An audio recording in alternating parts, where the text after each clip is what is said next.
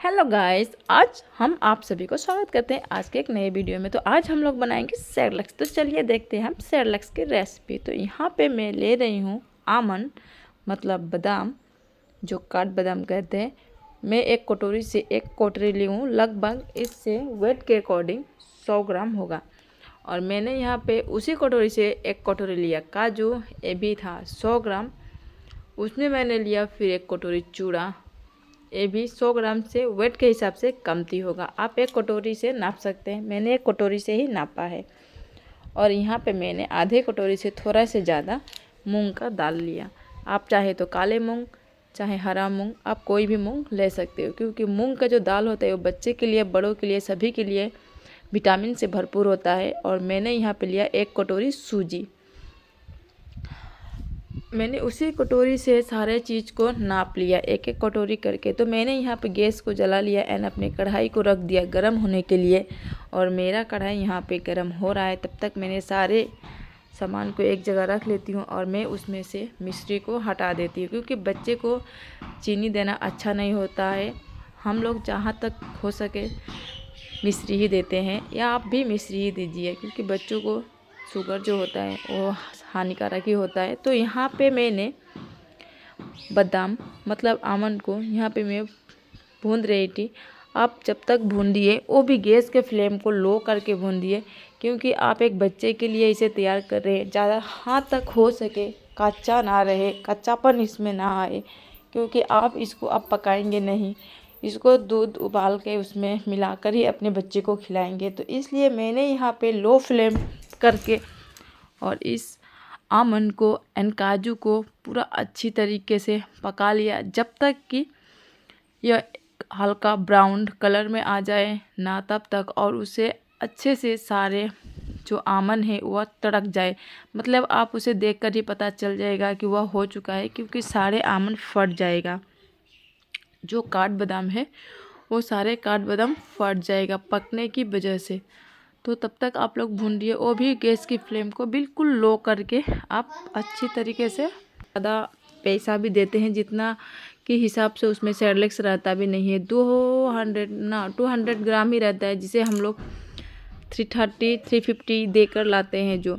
और उसमें क्या रहता है गाइस, मक्का रहता है, पता नहीं क्या क्या चीज़, कुछ जंगल जबड़ा उसमें मिला कर देते हैं। वो तो हम लोग देखने नहीं जाते हैं, उन लोगों का वेट से मतलब है एंड सामान से ही मतलब है। मेरा यहाँ पे अब सूजी फ्राई होना स्टार्ट हो चुका है। मैंने यहाँ पे ना ही घी ऐड किया ना ही कुछ और, बस मैंने इसे अच्छी तरीके से लो फ्लेम पे कढ़ाई में भूनते रहूँगी, जब तक कि मुझे ना लगे यह पक चुका है। मतलब आप देखकर ही पता लग जाएगा कि यह हो चुका है कि नहीं, क्योंकि सारे सूजी फूल जाएगा एंड बहुत सुंदर सा दिखने लगेगा, हल्का ब्राउन की तरह। तो इसी तरह मैं अपने सूजी को अच्छी तरीके से फ्राई कर रही थी एंड फ्राई करते करते मेरा सूजी को मैंने देख भी लिया कि हो गया कि नहीं हुआ।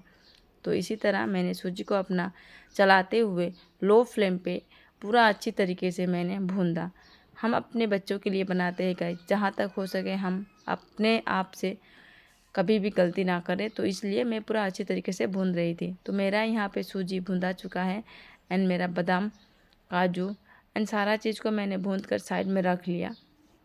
मतलब यहाँ पे मैंने काजू एंड काठ बादाम एंड सूजी तीन का ही भुजा है। उसके बाद अब मैं भूजूँगी चूड़ा। तो मेरा यहाँ पे चूड़ा भी भूज चुका है। मैंने इसको कुछ ज़्यादा ही पका दिया, थोड़ा हल्का हल्का, मतलब लाल लाल ज़्यादा ही दिख रहा है। और उसके बाद मेरा चूड़ा भी भून गया। यहाँ पे मेरा था मूंग दाल। मूंग दाल को मैं अच्छी तरीके से भून रही थी, क्योंकि मूंग दाल ही एक है जो मतलब जिसमें कच्चापन शायद रह सकता है। चूड़ा को तो आप जब तक भून दो कि वो पूरा ही पक जाता है, लेकिन मूंग दाल में थोड़ा शक रहता है, इसलिए हम मूंग दाल को पूरा एकदम अच्छी तरीके से भून देंगे। मुझे मतलब इस तरीके से लग रहा था कि शायद यह हो गया है, बट फिर भी मैंने इसे भूजते रही। मैं भूज जब तक मेरा मन को संतुष्टि ना मिले तो मैं भूज रही थी। इस तरह के मैंने मूंग दाल को भी पूरा अच्छी तरीके से भून लिया। भूनने के बाद मैं इस मूंग दाल को भी अपने बर्तन में ले लेती हूँ। तो चलिए इसे भी ले लेते हैं।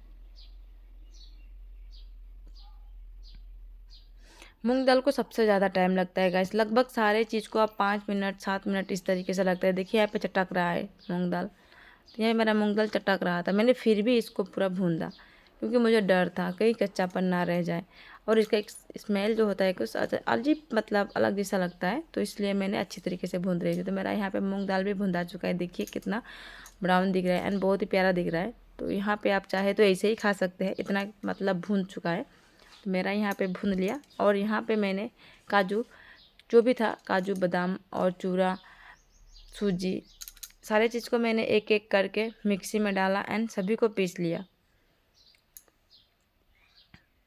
तो मेरा यहाँ पे पहला था वो पिसा चुका है। अब उसका बाद मैं पीसूँगी अपना दूसरा वाला। तो यहाँ पे मेरा पहला वाला जो पेस्ट था वो मैंने पीस लिया एंड अपने बर्तन में डाल लिया। उसका बाद हम इसमें पीसेंगे काजू, गाइस काजू ही पीसेंगे।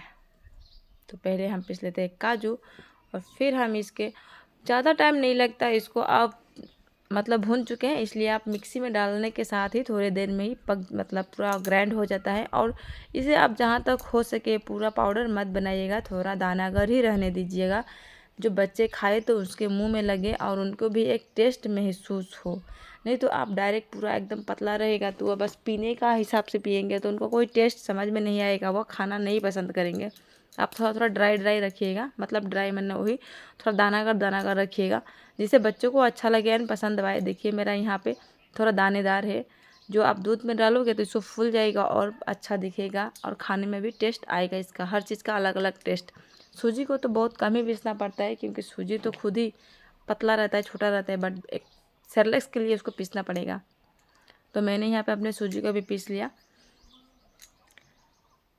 और मैंने सारे चीज़ को एक ही में मिक्स करके रख रही थी क्योंकि मुझे आखिर में लास्ट में मिक्स ही करना है। तो यहाँ पे मेरा है लास्ट में मूंग दाल, उसका बाद भी मेरा मिश्री अभी रह गया है, मूंग दाल भी मैंने पीस लूँगी। यहाँ पे मेरा मूंग दाल को मैंने कुछ ज़्यादा ही में ही कर दिया, मतलब पाउडर कर दिया, क्योंकि एक होता है ना मूंग दाल दांत में लगेगा तो शायद बच्चों को पसंद ना आए, इसलिए मैंने मूंग दाल को अच्छी तरीके से ज़्यादा पाउडर होने तक पीस लिया। उसके बाद मैं ले रही हूँ मिश्री। आप मिश्री 100 ग्राम से कम ही लीजिएगा, बस 100 ग्राम चाहिएगा इस, क्योंकि आप 100 ग्राम करके उतना ज़्यादा मिक्स कर रहे हैं तो यहाँ पे भी 100 ग्राम लगभग दे दीजिए। मेरा बच्चा थोड़ा मतलब हल्का मीठा खाता है, बहुत कम मीठा खाता है, तो मैंने यहाँ पे 100 ग्राम से थोड़ा कम ही मिश्री लिया। और इसके भी हम ड्राई कर लेते हैं, सॉरी ड्राई नहीं, ग्राइंड कर लेते हैं। तो मेरा यहाँ पे सारे चीज़ पिस चुका है और अच्छी तरीके से हो चुका है। अब मैं इन सारों को चम्मच की मदद से या हाथों की मदद से मिक्स कर लेती हूँ। देखिए कितना अच्छा दिख रहा है। मैंने सारे चीज़ को पीस पीस के अलग अलग से ही रखा है, एक साथ मैंने किसी को भी नहीं रखा, मतलब एक ही थाली में बट अलग अलग से रखा, क्योंकि आप लोगों को अच्छे से समझ आए एंड आप लोगों को अच्छा लगे। मैं सारे चीज़ों में टोटल को भी देख रही हूँ कि पता नहीं कि ज़्यादा हुआ कम हुआ, मतलब यहाँ पे भी चांस है, अगर आपको लगे कि हाँ ज़्यादा हो गया, दानेदार ज़्यादा है, तो आप उसे फिर से लेकर उसे ग्राइंड कर सकते हैं। बट नहीं, मेरा यहाँ पे बिल्कुल परफेक्ट था, तो मैंने यहाँ पे फिर से दोबारा कुछ भी नहीं ग्राइंड किया। अब मैं सारे चीज़ों को मिक्स करूँगी।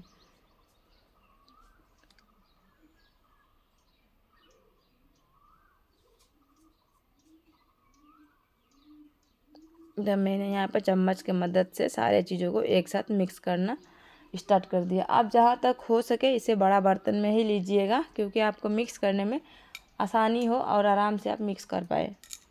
मेरा यहाँ पे बड़ा थाली था, मैंने उसी में लिया। मैंने चम्मच से मिक्स करते करते मेरा मतलब वो नहीं हुआ, तो मैंने लास्ट में अपने हाथों से ही मिक्स करना स्टार्ट कर दी।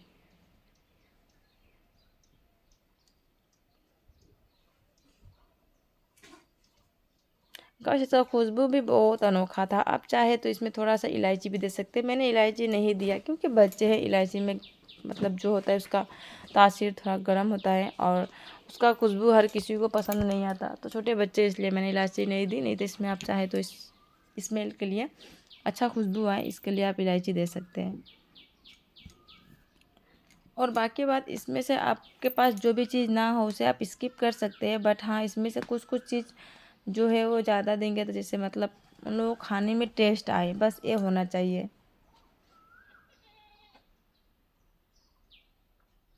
यहाँ पे मेरा दूध भी उबल रहा है, मैंने उबलने के लिए रख दिया, और मेरा बच्चे को भी लग चुका है भूख, उनको भी खाना है, टाइम भी हो चुका है। तो मेरा यहाँ पे दूध उबल रहा है। अब मैं दूध को अपने लेती हूँ कटोरी में।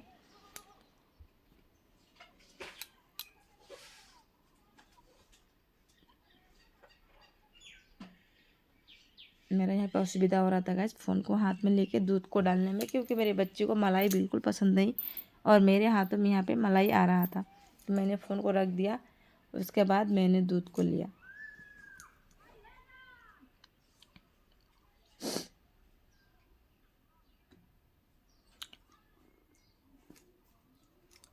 और यहाँ से मैंने 1 चम्मच उसमें डाला और फिर से मिक्स करके देखा, क्योंकि आप पहले दिन बनाओगे तो आपको आइडिया नहीं मिलेगा कि कितना में आपके दूध गाढ़ा एंड पतला हो रहा है। क्योंकि बच्चों को ज़्यादा गाढ़ा भी नहीं खाते, ज़्यादा पतला भी नहीं खाते, उसको बिल्कुल मीडियम चाहिए। उसको थोड़ा भी पतला होने से भी वो नहीं खाते, थूक देते हैं गाइस, मुंह में से थूक देते हैं। और पतला होता है फिर भी नहीं खाते। तो उसे आप मीडियम बनाएंगे तो इस तरीके से आप अपने हिसाब से मिलाते हुए बनाएंगे। तो मेरा यहाँ पे लगभग 1.5-2 चम्मच लग गया था, 1 चम्मच और उसका बाद फिर आधा चम्मच से थोड़ा ज़्यादा था। तो मैं यहाँ से अच्छी तरीके से फेंट लूँगी। और गाइस पूरा एकदम सेडलेस की तरह, इतना प्यारा है। आप अपने बच्चों को खिलाइएगा, बहुत ही विटामिन से भरपूर है गाइस, बहुत ही अच्छा है, बहुत ही अच्छा। और मेरा यहाँ पे बेबी भी रेडी है खाने के लिए। तो अब हम चलते हैं इनको खिलाने के लिए। और मैंने यहाँ पे जो जितना भी सेरेलैक्स था आधा केजी का जैसे हो गया था। आप 100 ग्राम करके 5 आइटम रहने से भी आपके पास आधा केजी हो जाएगा। इसी तरह मेरा यहाँ पे आधा केजी लगभग हो चुका था। मैंने एक डब्बे में स्टोर करके रख दिया और मेरा बहुत दिनों के लिए सेरेलैक्स खरीदने का झंझट से हो गई मुक्त। और यहाँ पे घर के बना बिल्कुल देसी एंड बहुत ही अच्छा, स्वास्थ्य के लिए सबसे अच्छा जो सेरेलैक्स मैंने घर पे बनाया और मेरे बच्चे को भी हेल्थ के लिए बहुत ही अच्छा है। तो मैंने घर पे बनाया, ट्राई किया। आप भी एक बार ज़रूर ट्राई कीजिए। आपको अच्छा लगे तो फिर से अपने बच्चों को बना के खिलाइए। अगर ना लगे तो आप नहीं खिला सकते हैं, बट अगर अच्छा लगे तो आप ज़रूर खिलाइए। बाज़ार से अच्छा घर पे होता है। हम बाज़ार से खरीद कर लाते हैं, उसमें बहुत ज़्यादा पता नहीं क्या क्या रहता है। तो चलिए, थैंक यू फॉर वॉचिंग। फिर से मिलते हैं नए वीडियो में नए रेसिपी के साथ। तब तक के लिए bye bye, love you all, love you guys, thank you.